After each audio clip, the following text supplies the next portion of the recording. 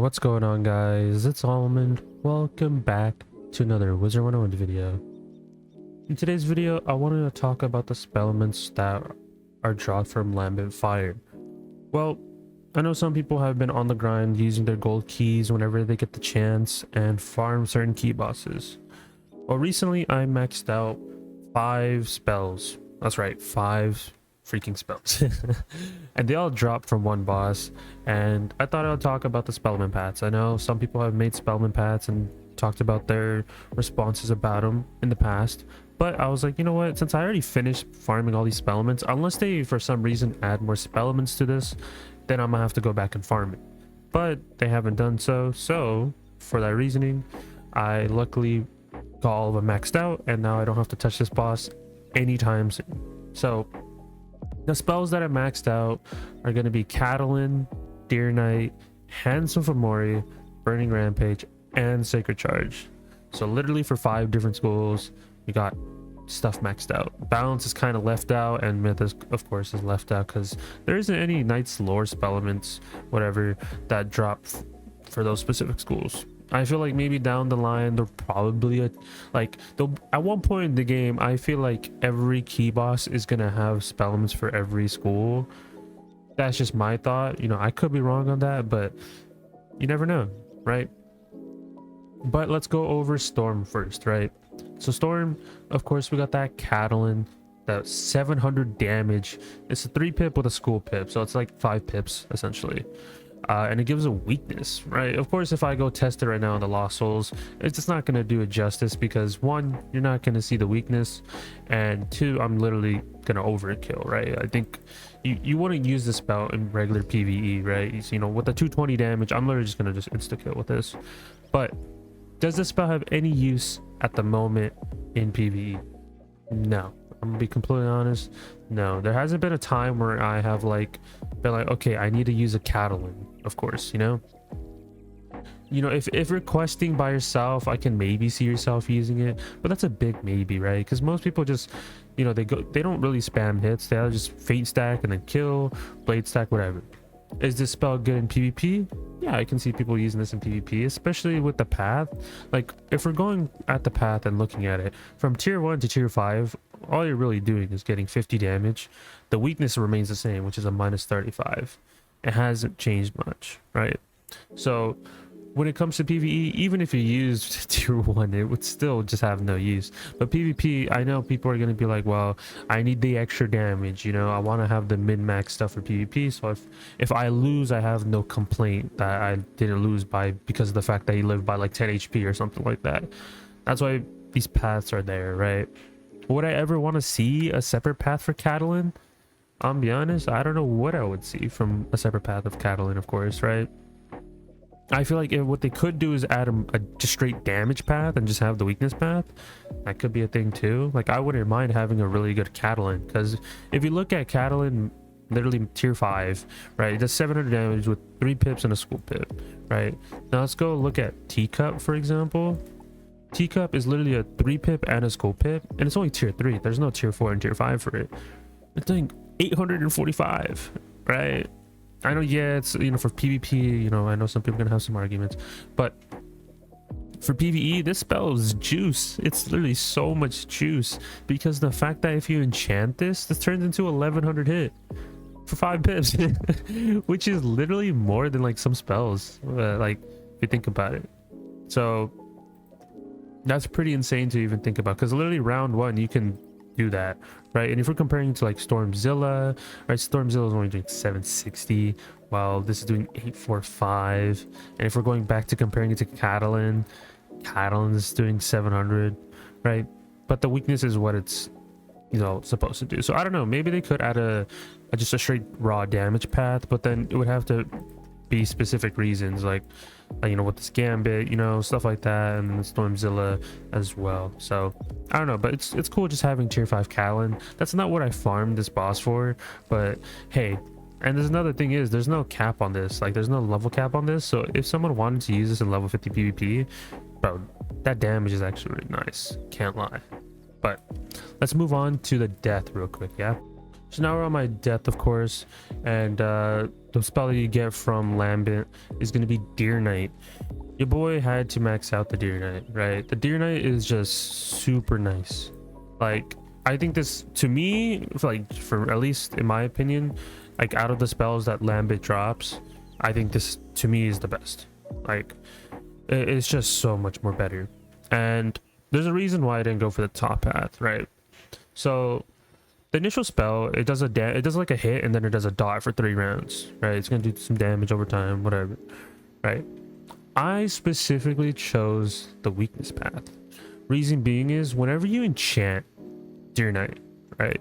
And I feel like a lot of people should realize this, but whenever you enchant it, it doesn't go all into the base hit. It splits between the dot and the actual initial hit. So for that reasoning, I chose the bottom path. And there's a couple specific fights where I literally like using Deer Knight.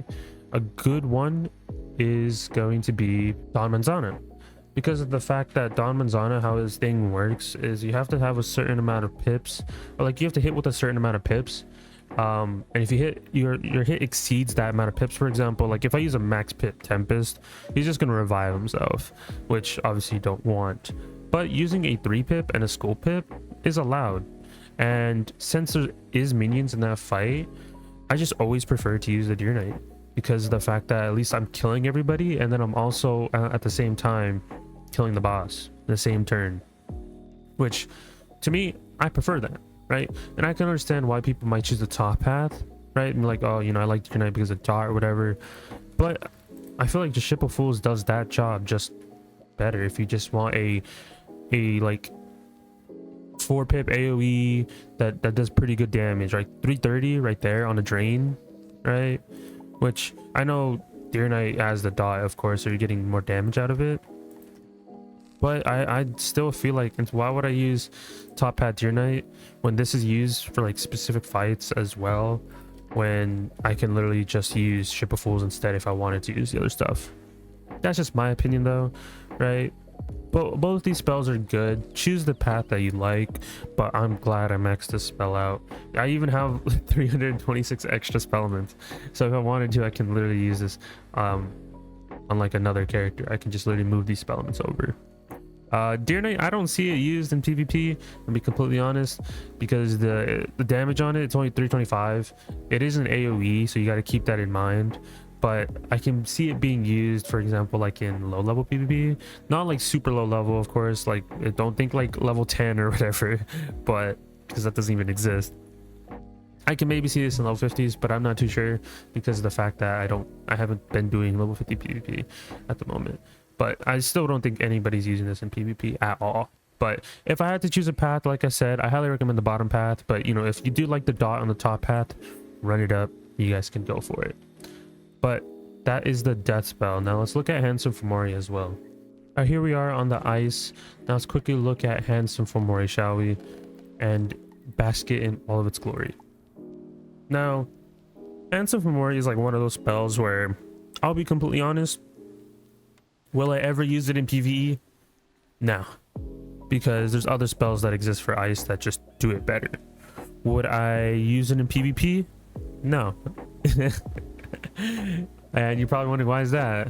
Well, it gives a storm. It's a literally minus 40 storm mantle, which, like, I mean, I can see if a school is not gonna use that, you literally have a free negative charm on the enemy. You can probably combo with that, right? With like other schools and stuff like that. But a lot of their stuff is like for storm, if you think about it. Like if you look at Deadly Depths, it clears 2 blades on the enemy and it puts 2 storm negative charms on the enemy. If you look at Handsome Fomori, it puts a minus 40 storm accuracy. It's literally like a school that's just like hates storm. I'm gonna be completely honest. So I mean, it's cool that I maxed this spell out. Like it does get some damage on it, of course. I wish it had like just a straight damage number at the end, kind of similar to, like, for example, if we go to Ice Wyvern, it's 400. I would really like the top path to be somewhat changed, not gonna lie, to just be raw damage, because it like literally Deadly Depths, it's doing 515 for 3 pips and a school pip, right? And it's doing that whole gambit, right? But if we go to, for example, Handsome for Mori, it's doing like 475 to 575. I feel like I'm not going to be using that mantle too much, or maybe add a middle path to straight damage. Like I feel like I can use this spell if it was straight damage, right? Because like I know some people will just say, well, I'm gonna just use like, I don't know, use a different 5 pip, use like Blighthound, it does a 505, right? It does use Colossus, it does 610, right? One, I'm probably not going to be using single hits as much on an ice in PvE, just because of the fact that, like, I feel like whenever I see an ice, I think of them as a defense school. They're good for the Legion shields, you know, they're good for what, Snowdrift. At most, kind of tough to say where there's ice in the PvE category. It does have its use, in my opinion, and I will still stand by ice is actually still a good school in PvE. But would I say recommend like soloing it or so, you know, stuff like that? No, like I would still treat ice as like the last school that you do. But Handsome for Mori, cool, I maxed it out, whatever. But I'm probably not going to touch this spell for the foreseeable future, but that's just me. But those are the first 3 spells that were only dropped from Lambent. But with the update coming out, like that came out like a while back with the raids and stuff like that, Burning Rampage and Sacred Charge are now dropping from Lambent. So let's quickly look at the fire and life spells, shall we? All right, here we are on the fire, of course, you know, gotta look the best. But let's look at Burning Rampage, right? Burning Rampage, I feel like is such a like an OG spell at this point, right? It's been through like a couple changes over time, you know. I don't really see it being used as much because of the fact that people have been using Kraken in PvP quite often, so you really can't get that secondary dot off. And you know, if by chance that person doesn't have a Kraken at that point, well, you have to do your best to cover it and use like an elf or something else to cover it. But would I use this in PvE? There's like 1 or 2 fights where I can see it's actually being viable, because it is an 840 dot that you can detonate. The only issue is it hits and then it doesn't detonate. So if you wanted to like trap stack, you can't really do that. What you could do is, like, if you have a certain boss that is particularly for Burning Rampage, what you could do is whoever's in the first slot can do Burning Rampage, and then have the other 2 do 2 backdrafts, and then you can incendiate a boss if you really wanted to. Because I mean, it is 840, but there's other spells I feel like that are just better. But I can still see why somebody can use this, of course. Like Burning Rampage and Incendiate can be hard. Like, I don't get me wrong. Like, if you didn't want to use Glimpse, and if you just switch up the rotation and the boss doesn't have like a hitting cheat, like if you hit him he doesn't do a cheat, then you can literally do a Burning Rampage in the first slot and then just backdraft, Incendiate. Hey, I can literally see it happening. I'm not even lying. So there is some interesting things about Burning Rampage. There is some hidden tech behind it, but I think it is still pretty good. I think Deer Knight is like the first one I would 100% go for if you had the opportunity to, but Burning Rampage would be a close second. Everything else is like its own separate category, but Burning Rampage, I still say PvE, PvP, it has its good marks, right? Would I say it's better than Deer Knight in that regard? Nah, because I prefer Deer Knight because of the fact that I can use that more often than Burning Rampage. And now let's go over to Sacred Charge on the life real quick. All right, here we are on the life character, right? And now let's quickly look at Sacred Charge, right? Because I know some people don't even remember Sacred Charge, right? But here it is. It's been changed, like, finally, right? For the longest, Sacred Charge, in my opinion, was just terrible, right? And people probably thought that the spell dropped from Aphrodite. It doesn't drop from there anymore, right? It originally did, but I made a couple videos in the while back where Sacred Charge wasn't dropping from Aphrodite anymore, and it was changed. So it got moved over to Lambent and was changed to Spellments, which in that regard, it got a buff, right? So if we look at the comparison, right, to both paths, which one would you choose? I'm gonna be honest, any time of the day I will choose that bottom path, but there is some caveats, right, to this bottom path. Same thing as the top one, but let's talk about the bottom path first. Let's just say you're using this to kill something, so keep this in mind. It's a 4 pip with a school pip, right? You're doing 605. If we go look at another spell like Centaur, it does 610, right? And the thing is, if I'm using Frenzy and I want to combo into something after that, I can literally use Centaur and not have to worry about my aura getting switched. And it legit has 100% accuracy. I don't even have to have accuracy on my jewels and I won't fizzle this spell. It has legit 100% accuracy. But if you go over to, for example, Sacred Charge, you are doing 5 less damage, but you are going to change your aura. So I want you to keep that in mind, because it's still the same pip cost if you think about it. It's just school pips are valued higher because in certain fights you're not going to be able to get that school pip as often, so it is treated a little bit more value. But still, this is still pretty good if you needed to just want that aura. Like the 20% outgoing aura is actually pretty nice with the Sacred Charge. I'm glad it's changed, but could you argue the top path is better? Yeah, you can still use the top path. It's just, why would I use this top path when I can, per se, use Centaur and not have accuracy and do 610, while top path Sacred Charge is, you know, 575, but I get a 250 shield. Don't think that 250 shield is going to save me anytime soon. And the thing is, it's no PvP, of course, but I haven't seen a single person use Sacred Charge yet. I could be wrong, but I haven't seen anyone like decide to whip out a Sacred Charge in PvP, especially with the meta right now, right? Obviously I don't PvP compared to, like, for example, like the other PvPers like Liam and Sauce, but I do watch it quite a bit whenever I get the chance. And whenever I see live PvP, I haven't seen people use Sacred Charge, but I do see people starting to use other things. But Sacred Charge, I'm glad it is changed though, 100%, but I wouldn't treat it as like a spell that you should 100% go for in Lambent. I think so. At the end of this, I think my whole, I guess, tier list out of all this is that Deer Knight 100% is the best spell that you can get from there for when it comes to PvE. The second one is going to be Burning Rampage, and then the third one, honestly, I'll probably say Catalan. I would probably say Catalan, then Sacred Charge, then Handsome for Mori. Now, Catalan, because the fact that if you can Nightbringer it / Daybringering it, you can use that for Power Draconian if people still wanted to do that boss. But Sacred Charge and Handsome for Mori, there hasn't been an instance where I'm like, you know what, I should probably use that spell. Just at the moment, they don't have that quite of a use.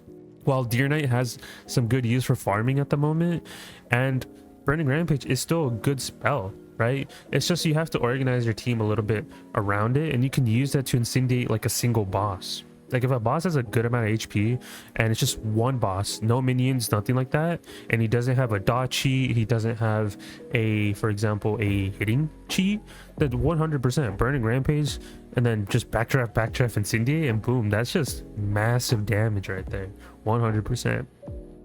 But that's of course if you have max tier. You got to keep that in mind with the max tier on Burning Rampage. But that is it from me, guys. Hope you guys enjoyed this video talking about the Knight's Spellman pack stuff and the Lambent Fire. If you guys want to see a Lambent Fire strat, definitely let me know. I can upload a video regarding all the key bosses and the best way to farm them, of course, at the moment, till they eventually might get tweaked. Who knows? You know, anything is possible when it comes to Wiz. They could, for some reason, they can wake up like in a week from now and decide to just change all the key bosses. You never know. But that is it for me. Hope you guys enjoyed.